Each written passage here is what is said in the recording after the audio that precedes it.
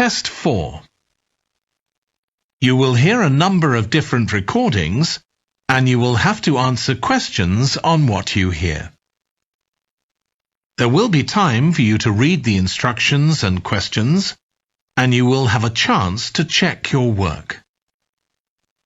All the recordings will be played once only. The test is in 4 sections. At the end of the test, you will be given 10 minutes to transfer your answers to an answer sheet. Now turn to Section 1.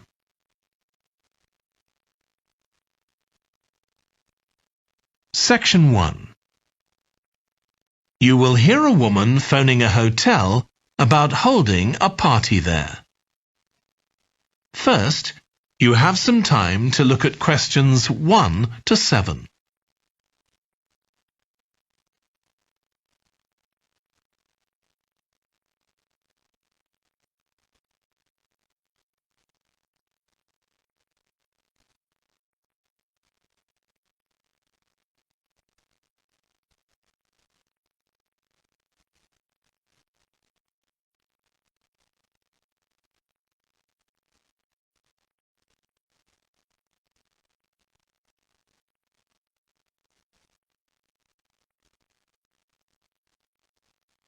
You will see that there is an example that has been done for you.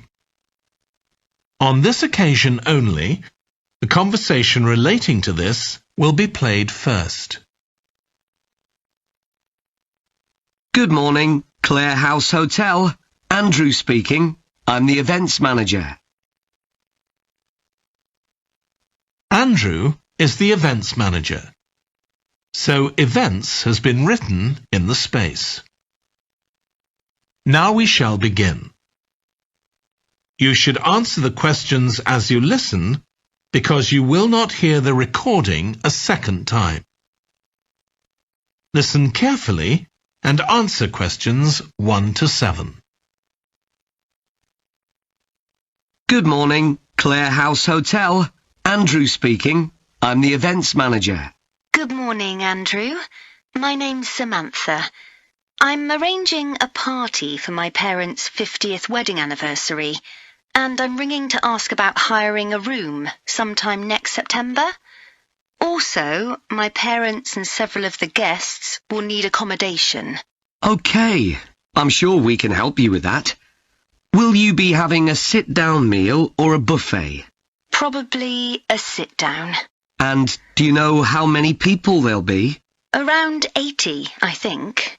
Well, we have 2 rooms that can hold that number. One is the Adelphi room. That can seat 85, or hold over 100 if people are standing for a buffet. Right. If you have live music, there's room for 4 or 5 musicians in the gallery overlooking the room. Our guests usually appreciate the fact that the music can be loud enough for dancing, but not too loud for conversation. Yes, I really don't like it when you can't talk. Exactly. Now, the Adelphi room is at the back of the hotel, and there are French windows leading out onto the terrace. This has a beautiful display of pots of roses at that time of the year. Which direction does it face? Southwest. So that side of the hotel gets the sun in the afternoon and early evening. Very nice. From the terrace, you can see the area of trees within the grounds of the hotel, or you can stroll through there to the river. That's on the far side, so it isn't visible from the hotel. Okay. Then another option is the Carlton room. This is a bit bigger. It can hold up to 110 people. And it has the advantage of a stage, which is useful if you have any entertainment, or indeed a small band can fit onto it. And can you go outside from the room? No, the Carlton room is on the 1st floor, but on one side the windows look out onto the lake. Lovely. I think either of those rooms would be suitable. Can I tell you about some of the options we offer in addition? Please do. As well as a meal, you can have an MC, a master of ceremonies, who'll be with you throughout the party. What exactly is the MC's function? I suppose they make a speech during the meal, if we need one, do they? That's right. All our MCs are trained as public speakers, so they can easily get people's attention. Many guests are glad to have someone who can make themselves heard above the chatter. And they're also your support. If anything goes wrong, the MC will deal with it, so you can relax. Great. I'll need to ask you about food, but something else that's important is accommodation. You obviously have rooms in the hotel, but do you also have any other accommodation? Like cabins, for example? Yes, there are 5 in the grounds, all self-contained. They each sleep 2 to 4 people and have their own living room, bathroom and small kitchen. That sounds perfect for what we'll need. Before you hear the rest of the conversation, you have some time to look at questions 8 to 10.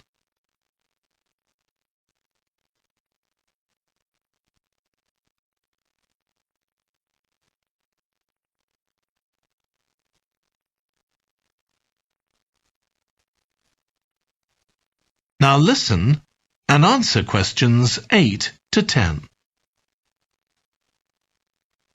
Now, you have various facilities, don't you? Are they all included in the price of hiring the room?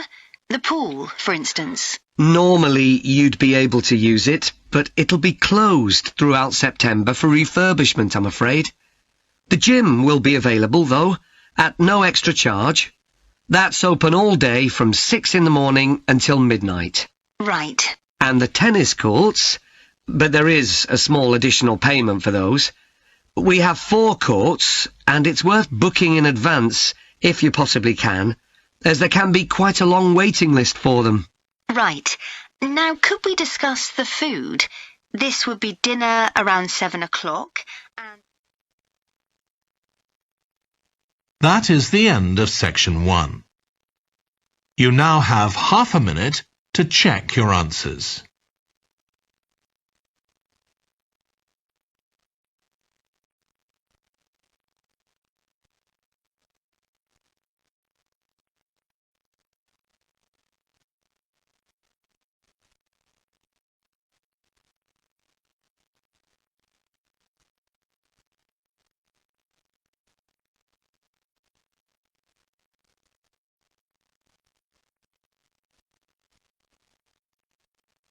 Now turn to section 2.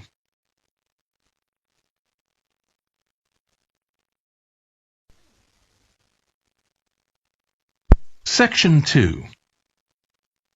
You will hear a holiday company representative talking to a group of tourists in a large hotel about things they can do during their holiday.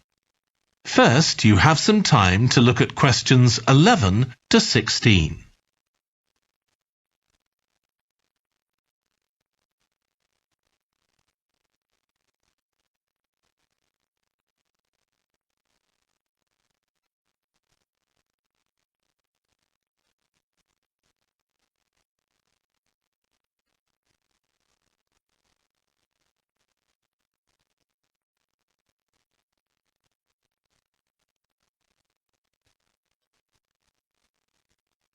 Now listen carefully and answer questions 11 to 16.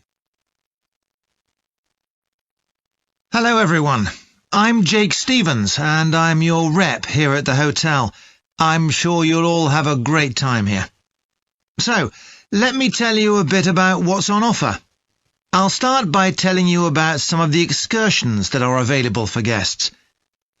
One thing you have to do while you're here is go dolphin watching.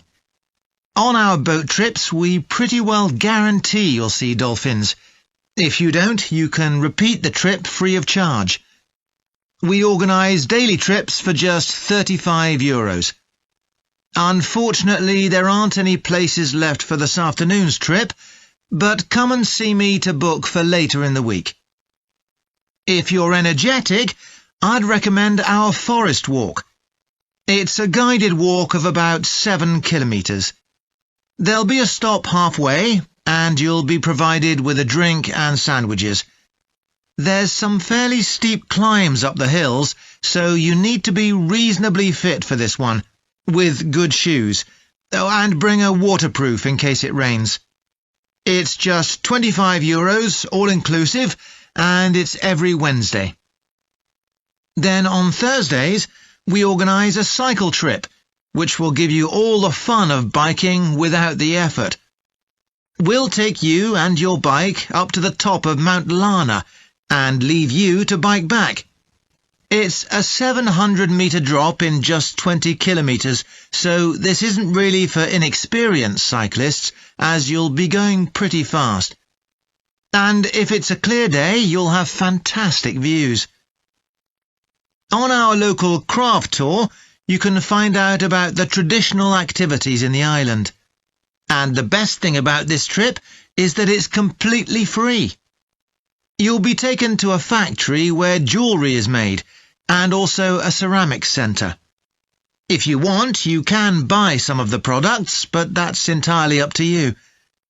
The trip starts after lunch on Thursday, and you'll return by 6 p.m. If you're interested in astronomy, you may already know that the island's one of the best places in the world to observe the night sky. We can offer trips to the observatory on Friday for those who are interested. They cost €90 per person, and you'll be shown the huge telescopes and have a talk from an expert who will explain all about how they work. Afterwards, we'll head down to Sunset Beach, where you can have a dip in the ocean if you want, before we head off back to the hotel. Finally, there's horse riding. This is organised by the Equestrian Centre over near Playa Cortino, and it's a great experience if you're a keen horseback rider, or even if you've never been on a horse before. They take you down to the beach, and you can canter along the sand and through the waves. It costs €35, and it's available every day. Before you hear the rest of the talk, you have some time to look at questions 17 to 20.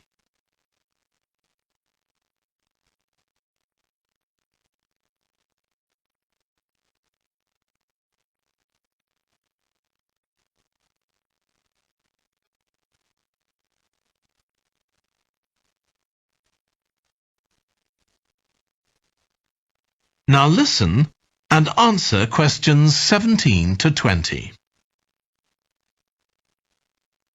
So, there's plenty to do in the daytime, but what about nightlife? Well, the number one attraction's called Musical Favourites. Guests enjoy a 3-course meal and unlimited free drinks, and watch a fantastic show, starting with musicals set in Paris, and then crossing the Atlantic to Las Vegas, and finally Copacabana. At the end, the cast members come down from the stage, still in their stunning costumes, and you'll have a chance to chat with them. It's hugely popular, so let me know now if you're interested, because it's no good leaving it until the last minute. It's on Friday night. Tickets are just €50 each, but for an extra €10, you can have a table right by the stage. If you'd like to go back in time, there's the Castle Feast on Saturday evening. It's held in a 12th century castle, and you eat in the great courtyard, with ladies in long gowns serving your food. You're given a whole chicken each, which you eat in the medieval way, using your hands instead of cutlery. And you're entertained by competitions where the horseback riders attempt to knock one another off their horses. Then you can watch the dancers in the ballroom and join in as well if you want. OK, so now if anyone has... That is the end of section 2. You now have half a minute to check your answers.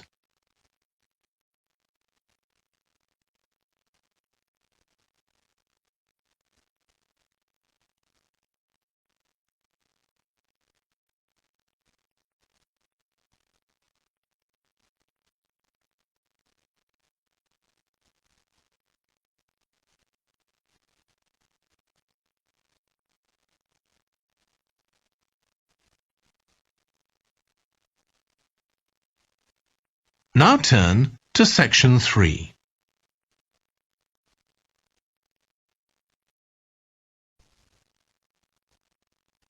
Section 3. You will hear Stephanie, who is thinking about taking a one-year course in children's literature, talking to Trevor, who is currently taking the course. First, you have some time to look at questions 21 to 25.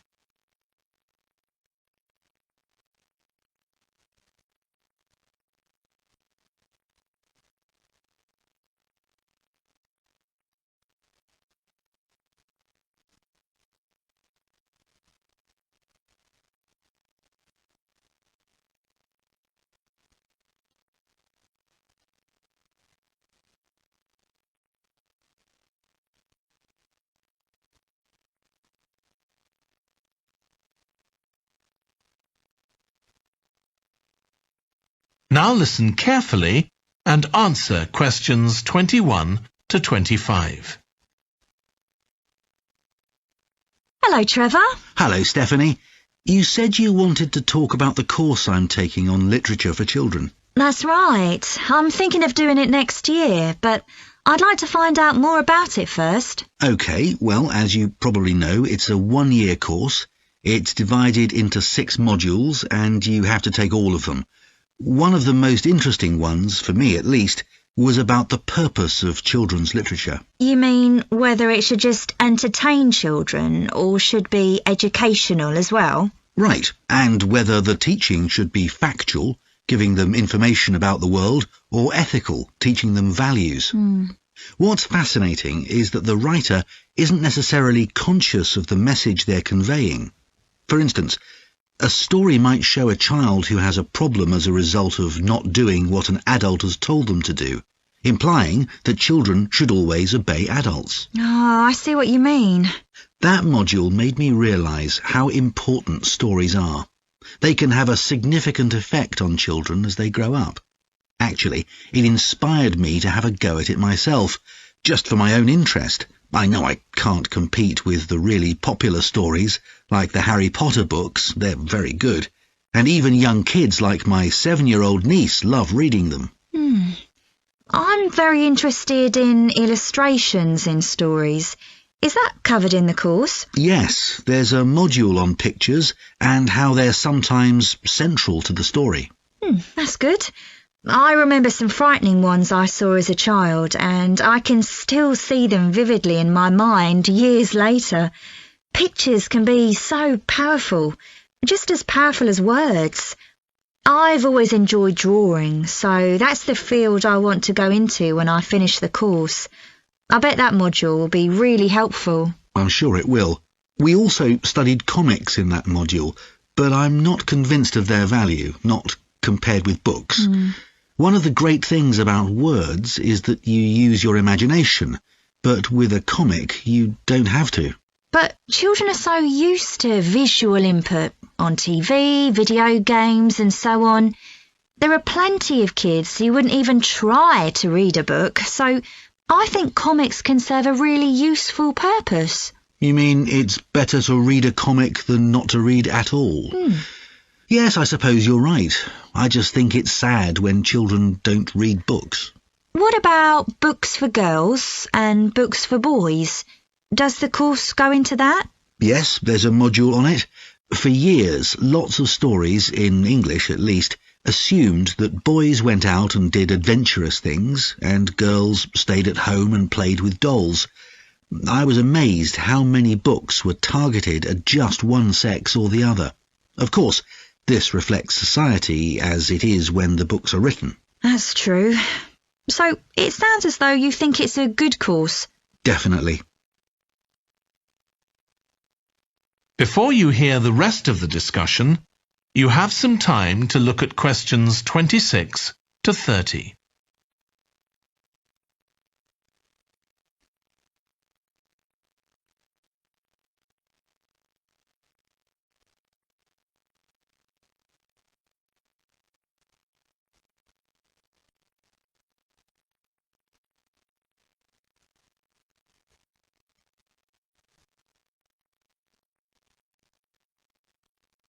Now listen and answer questions 26 to 30. Have you been reading lots of children's stories to help you decide whether to take the course? Yeah, I've gone as far back as the late 17th century, though I know there were earlier children's stories. So does that mean you've read Perrault's fairy tales, Cinderella, the Sleeping Beauty, and so on? Yes, they must be important because no stories of that type had been written before. These were the first. Then there's the Swiss Family Robinson. I haven't read that. The English name makes it sound as though Robinson is the family's surname, but a more accurate translation would be the Swiss Robinsons, because it's about a Swiss family who are shipwrecked, like Robinson Crusoe in the novel of a century earlier. Well, I never knew that. Have you read Hoffmann's The Nutcracker and the Mouse King? Wasn't that the basis for Tchaikovsky's ballet, The Nutcracker? That's right. It has some quite bizarre elements. I hope you've read Oscar Wilde's The Happy Prince. It's probably my favourite children's story of all time. Oh, mine too. And it's so surprising because Wilde is best known for his plays, and most of them are very witty, but The Happy Prince is really moving. I struggled with Tolkien's The Lord of the Rings. 3 long books, and I gave up after 1. It's extremely popular, though. Yeah, but whereas something like The Happy Prince just carried me along with it, The Lord of the Rings took more effort than I was prepared to give it. I didn't find that. I love it. Another one I've read is Warhorse. Oh, yes, it's about the First World War, isn't it? Hardly what you'd expect for a children's story. Exactly, but it's been very successful. Have you read any... That is the end of section 3. You now have half a minute to check your answers.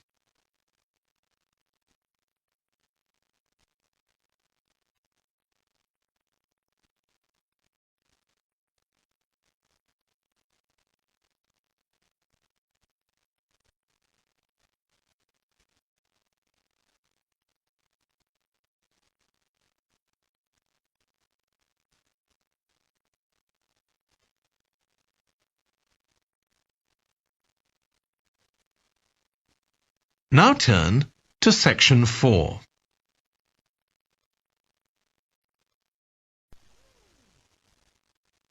Section 4. You will hear part of a lecture about a branch of archaeology called marine archaeology.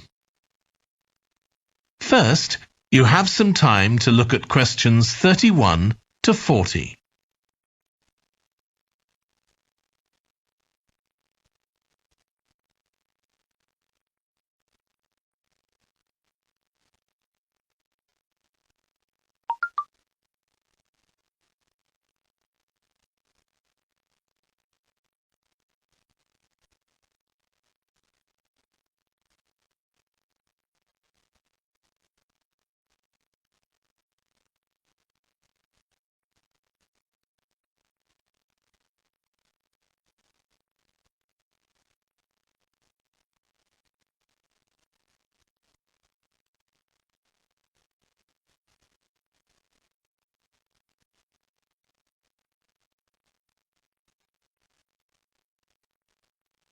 Now listen carefully and answer questions 31 to 40.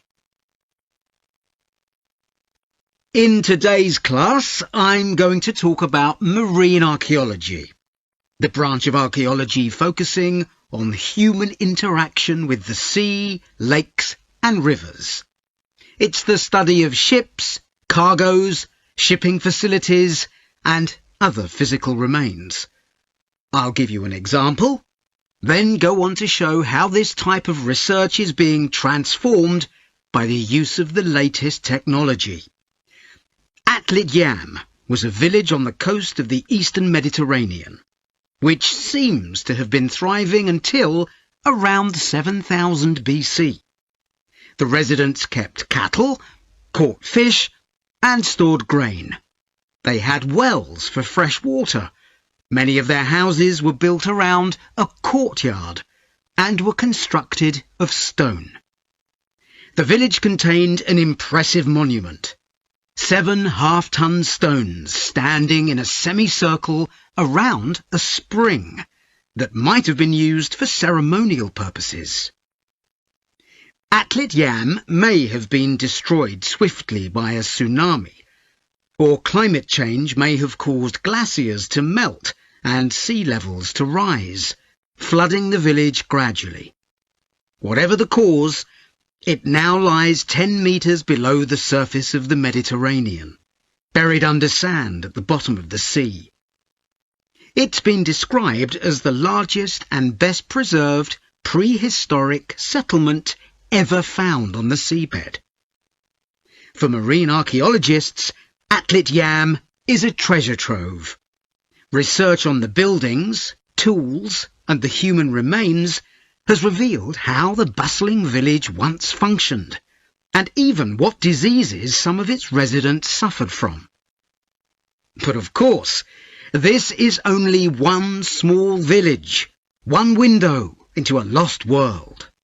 For a fuller picture, researchers need more sunken settlements, but the hard part is finding them. Underwater research used to require divers to find shipwrecks or artifacts, but in the second half of the 20th century, various types of underwater vehicles were developed, some controlled from a ship on the surface, and some of them autonomous, which means they don't need to be operated by a person. Autonomous underwater vehicles, or AUVs, are used in the oil industry, for instance, to create maps of the seabed before rigs and pipelines are installed. To navigate, they use sensors such as compasses and sonar. Until relatively recently, they were very expensive and so heavy that they had to be launched from a large vessel with a winch.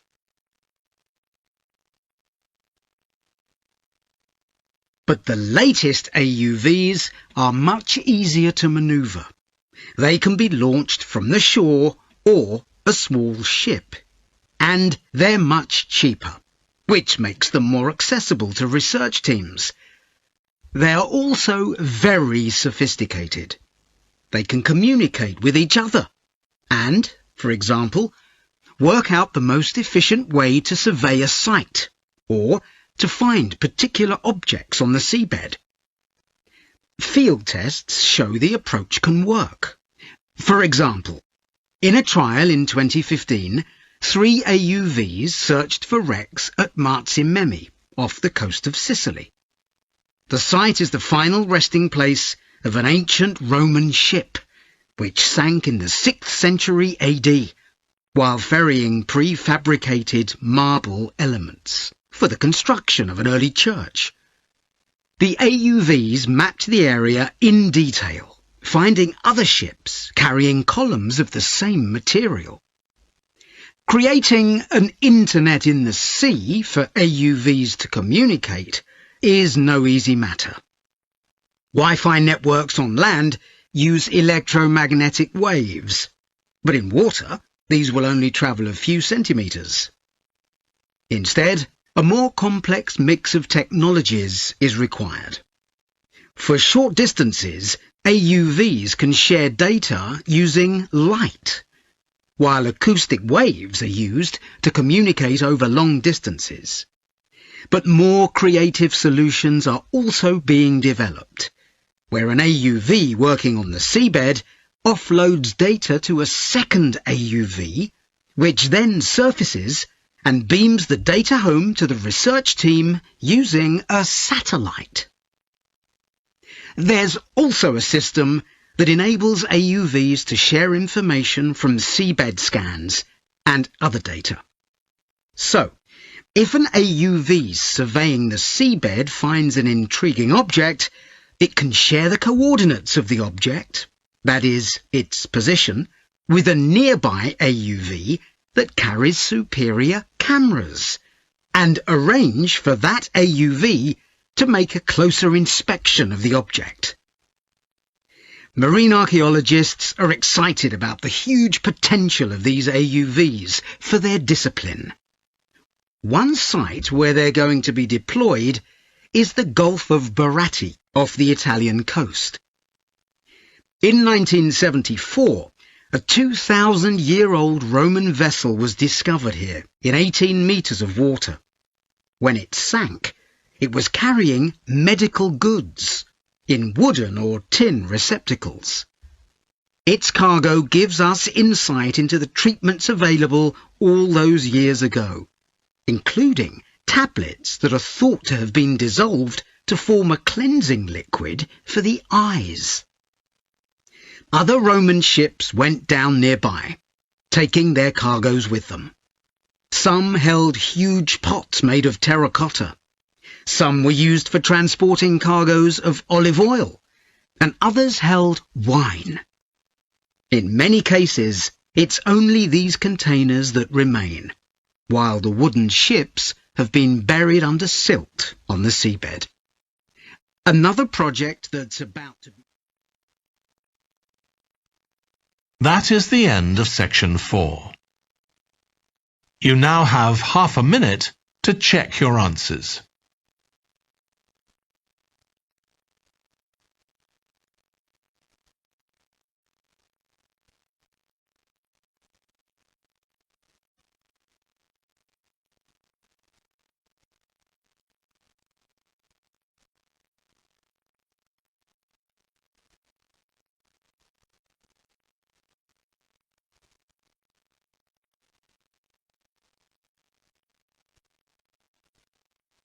That is the end of the listening test.